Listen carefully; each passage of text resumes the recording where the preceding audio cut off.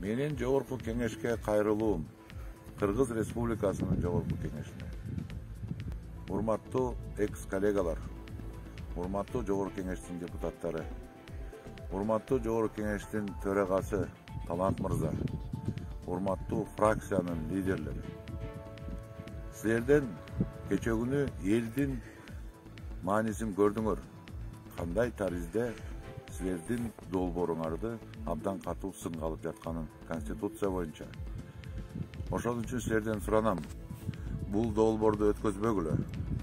Эл силерди атайын элдин үнүн, элдин зарын, элди демократияга үндөп, элди келечекке үндөйт деп шайлаган.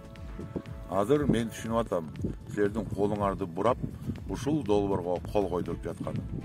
Ансыз да кече күнү 4 депутат айтып чыкты. Бул долбоорду көрбөгөнүн дагы, кол койбогонун дагы. Демек 80 депутат эмес, 76 болуп калды. 76 кол менен силердин ушул долбоорду жыйынга алып чыксаңар, уят болосуңар. Урматтуу эл мыктылары, урматтуу эл даткалары, урматтуу эл катталары. Эгерде бул долбоорду биз шашылыш жок угандай, шашылыш тез кабыл алсак, биз элге уят болобуз.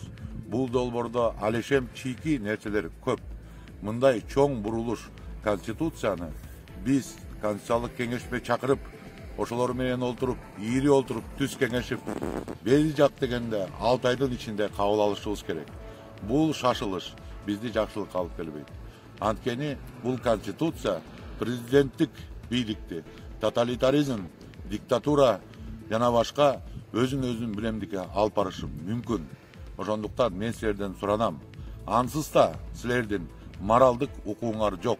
Силерди парламентти сурооңардын бүткөнүнө карабай, болгону мыйзам талаасында вакуум болбосун деп кармап олтурат эл. Силерге эч ким укук берген эмес. Конституциянын жаңы долбоорун алып чыгып, 1,5 айда Конституцияны буруп койсун деп эч ким укук берген эмес. Буга моралдык дагы, саясий дагы, тарыхый дагы укугуңар жок. Расмий тилде айтып койсоңуз. Я обращаюсь к Жогорку кеңешу Кыргызской Республики. Я обращаюсь к моим экс-коллегам.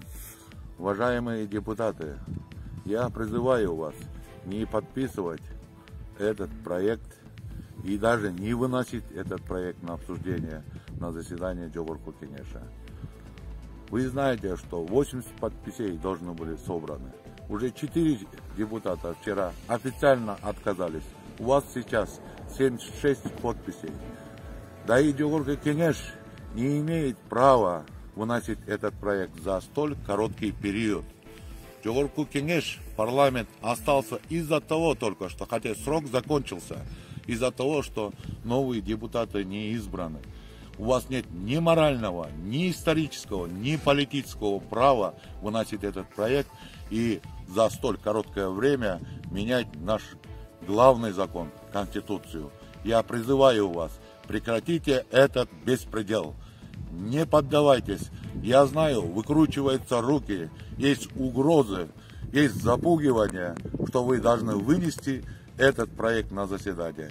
Не поддавайтесь, будьте смелы. Есть исторический шанс, наконец-то, 6-му созыву сохранить свое лицо. Следуйте этому призыву, следуйте своей совести.